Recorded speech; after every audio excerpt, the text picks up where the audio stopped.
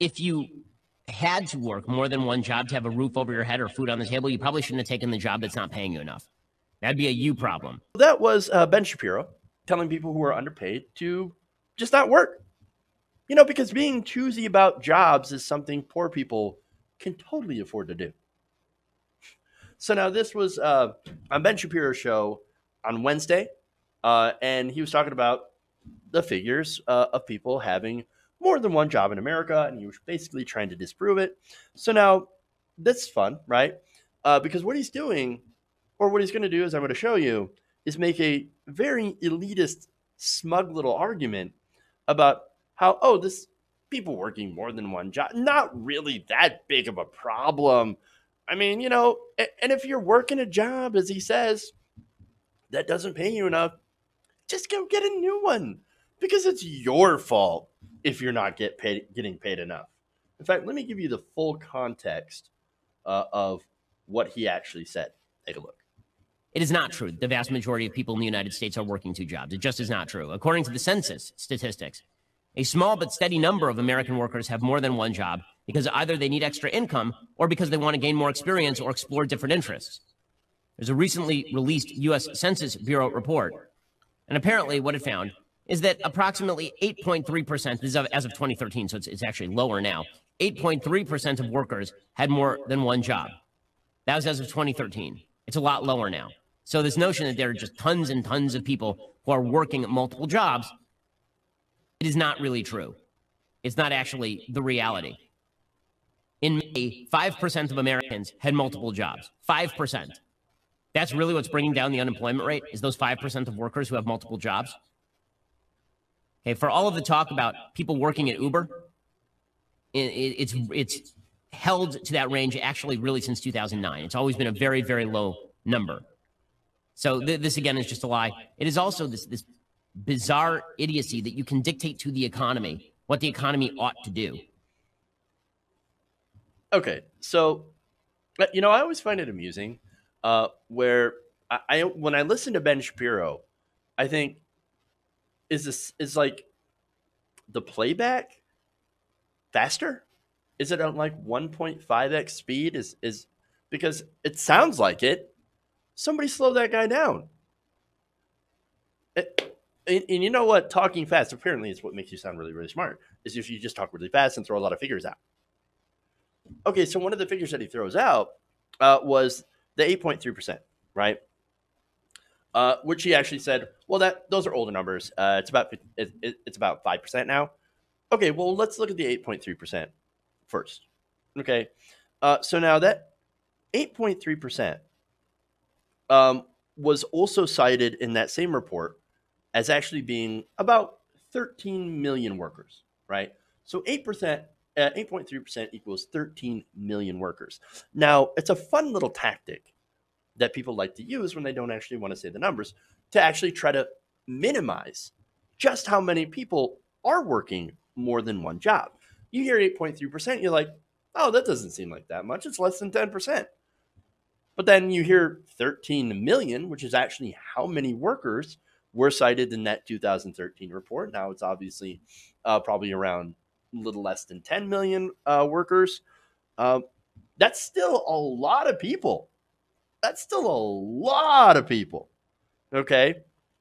So again, it's a fun little tactic, and they love to use that because he's so very, very smart. And us libs, of course, are super owned after hearing that, right? So now the other argument is, if you don't like your job, well, then just choose another one, right? Oh, that's super easy. And then, by the way, don't work until you find a new one. Well, now wait a minute here, because then the same conservatives will get angry at you for not having a job. No, you don't understand. I'm going to be on welfare for a while I search for a new job that actually pays me enough.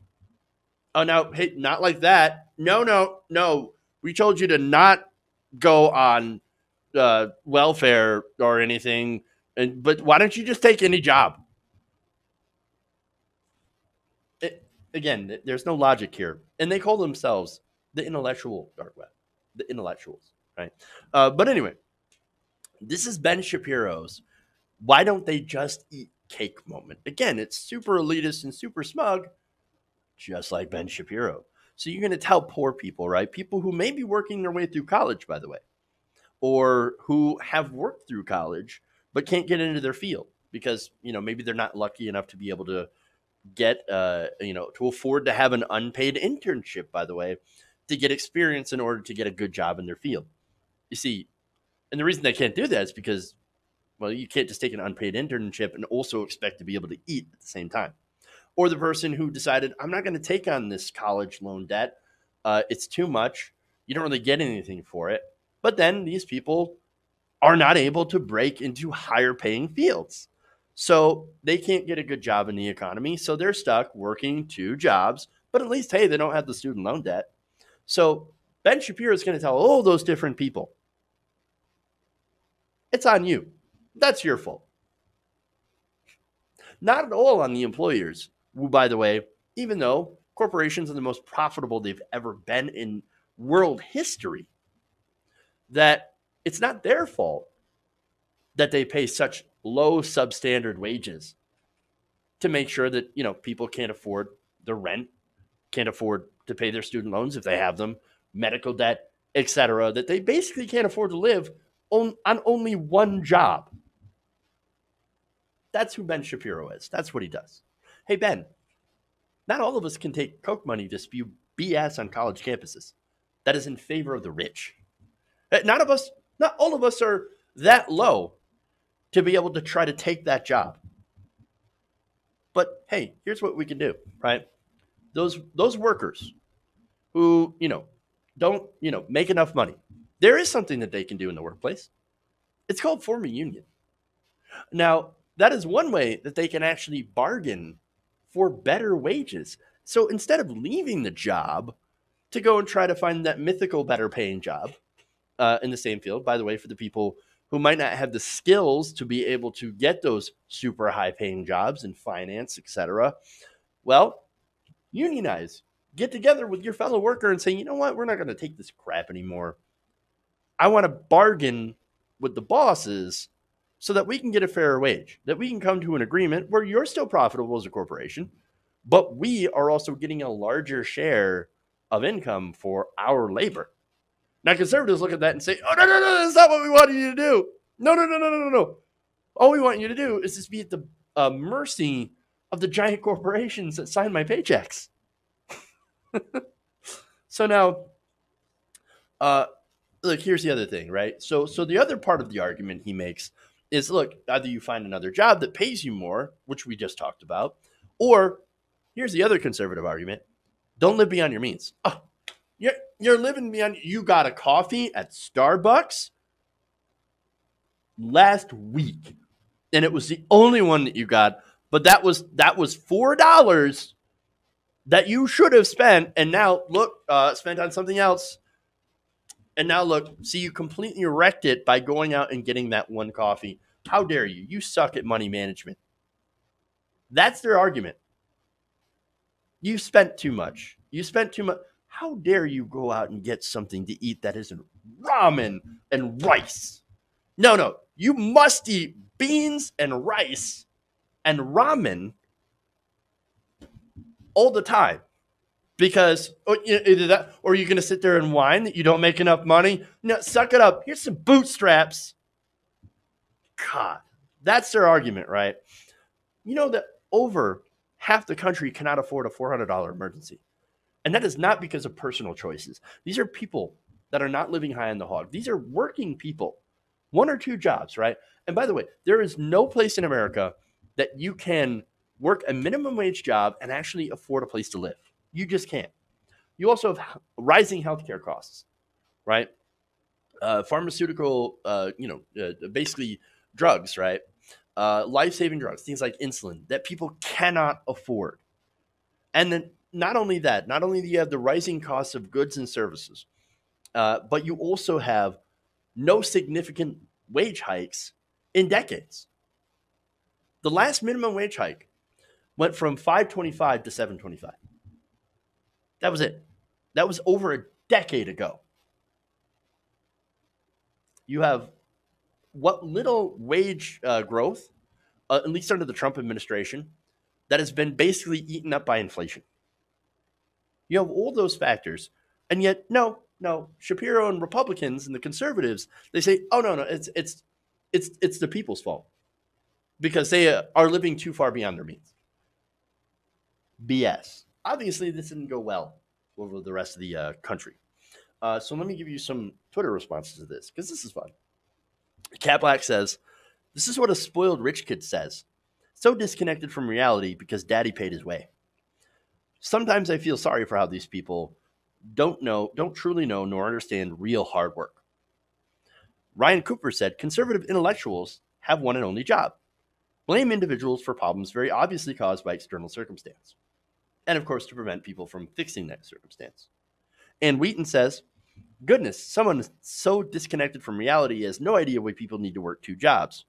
Poor little fella. Oh, don't worry, Ann. He's doing just fine." Ben is. I mean, other than having brain worms that have eaten away, any cognitive ability of this so-called intellectual. Katika says, "F off, Ben Shapiro. My dad worked 3 jobs. Full-time as a fire medic, which he was paid so poorly that the whole station qualified for welfare. But he refused and worked extra jobs.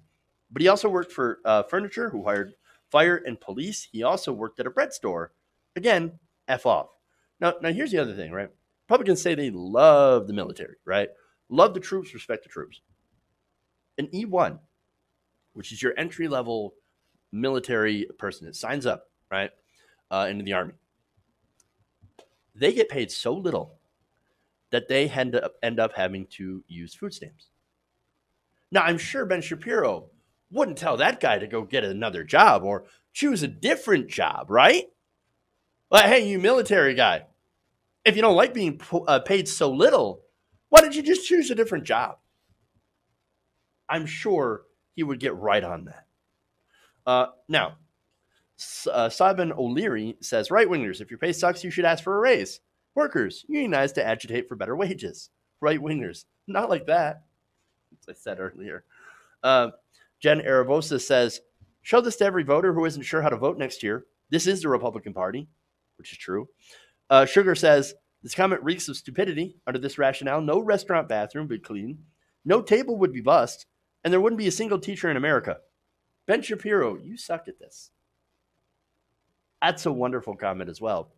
Because again, if we took everybody who did these service sector jobs that do not pay very well, that pay the minimum wage or that pay $10 an hour, right, which is not enough for anyone to survive anywhere, almost anywhere, and you said, "Hey, leave your job if you don't like it," well, then nothing would get done. You'd pull into Taco Bell, nobody would be able to have your, order ready for your 4th meal. Nobody would have your cheeseburger. It just wouldn't happen. Business would fall apart without these workers. And so that's one thing that Shapiro and the rest of these conservatives, they never understand. Business would fall apart without workers. So maybe we need to actually respect workers for the work that they do. And you can start by paying them fairly to where they don't have to starve and work more than one job to just pay the rent. There's more. Dylan Matthews said, "I'm almost certainly being too credulous, but how does this kind of mental model develop? How do you get so far removed from the labor market that you think there's a limitless supply of good paying full-time jobs, regardless of your skill set?" That's another great question. Mark Quint says, "Shapiro thinks Christmas Carol is a tragedy." And Molly Jong Fast said, "Shaming people for being poor, real classy move." And there's plenty. But I'll end with Parker Malloy. She said, "You heard it here first, folks. If you can't pay your bills with a single job, the answer is to not work at all, so you get one that pays more." This is a guy who thinks that people with waterfront property will be able to just sell their homes when sea level wipes them out. The reason I point that out, that tweet specifically, because it points out how ridiculous the so-called intellectuals on the right really are. Hey guys, hopefully you enjoyed that free video. Now I'm going to have to ask you a favor. Between the demonetization and the YouTube algorithm messing around with view counts, etc., we're having a hard time adjusting to the new YouTube reality, which is where you guys come in. See, we have a Patreon, patreon.com/TYTNation, set up to help us rely on you guys, the viewers, instead of big corporate ads. Look, you know the show. You know I'm not in favor of big corporations anyway. So help us transition away from relying on the ad model to pay the bills and sign up to be a patron, patreon.com/TYTNation. That goes a long way to help us keep the lights on. And you guys will know that you're supporting independent, progressive media.